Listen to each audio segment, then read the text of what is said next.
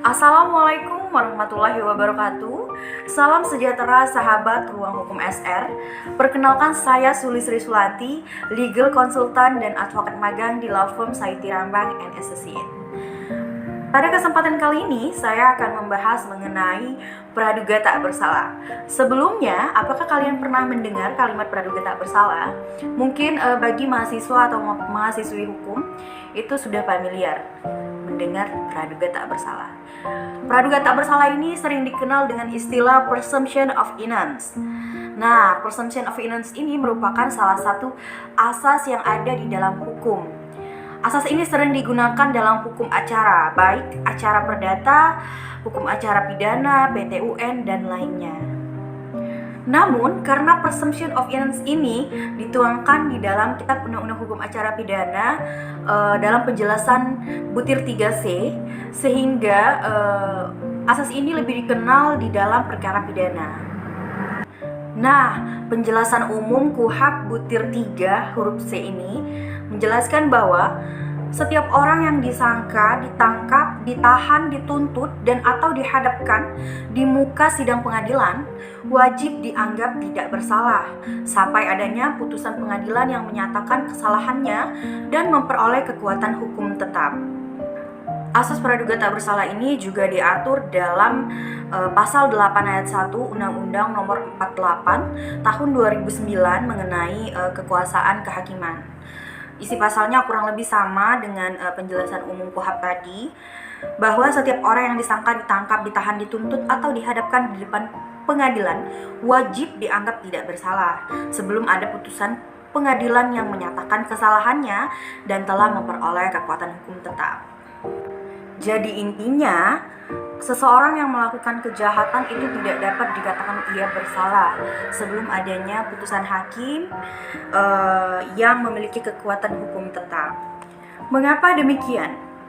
Karena naluriah setiap orang memiliki hak terhadap dirinya dengan apa yang diharapkan dan dicita-citakan agar apa yang disangkakan terhadap dirinya dianggap tidak bersalah. Nah, dalam hal ini, hakimlah yang diberi kewenangan dalam menimbang, memutus, dan mengadili suatu perkara terhadap seseorang yang bersalah melalui proses penegakan hukum dan keadilan di pengadilan. Pada umumnya, asas hukum ini bersifat abstrak. Nah, oleh karena itu tidak selalu dituangkan dalam bentuk peraturan hukum atau pasal yang konkret, sehingga terkadang menjadi polemik dalam penerapan asas praduga tak bersalah ini dalam perkara pidana.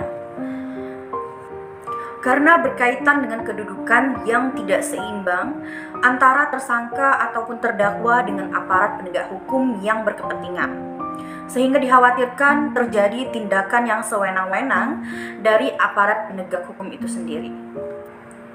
Kedudukan tersangka atau terdakwa tidak mungkin disamakan dengan penyidik, penuntut umum, ataupun hakim dalam proses pemidanaan karena sifatnya akuisator yang dianut dalam perkara pidana ini.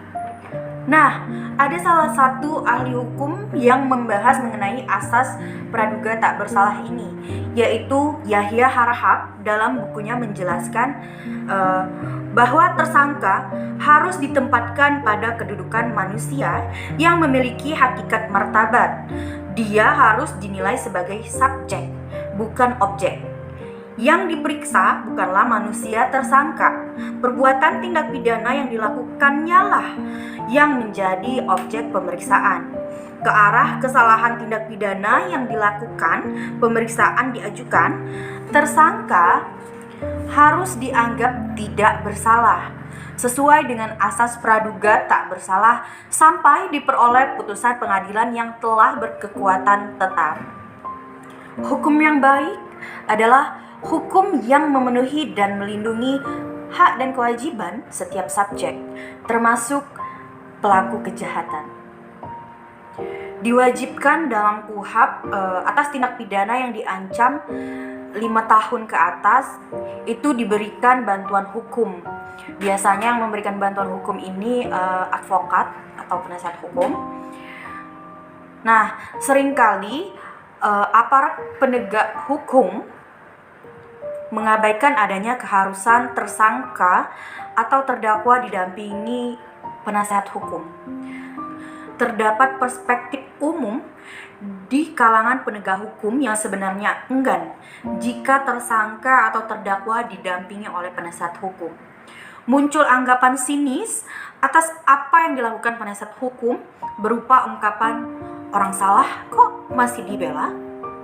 Nah, ungkapan tersebut juga seringkali menjadi opini publik di tengah-tengah masyarakat.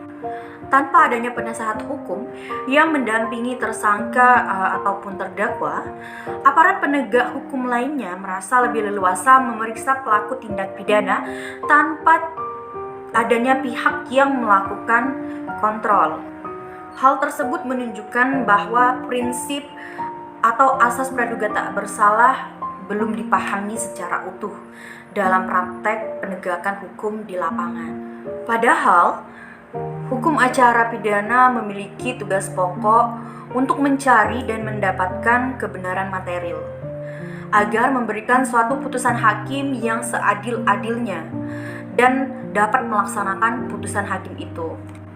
Dari beberapa tugas pokok hukum acara pidana yang telah saya sebutkan barusan, maka aparat penegak hukum harus mencari bukti-bukti yang kuat untuk mencerminkan kebenaran yang sesungguhnya dari suatu tindak pidana. Kesimpulannya adalah bahwa manusia sejatinya memiliki hak yang sama di hadapan hukum yang harus dihormati satu sama lain.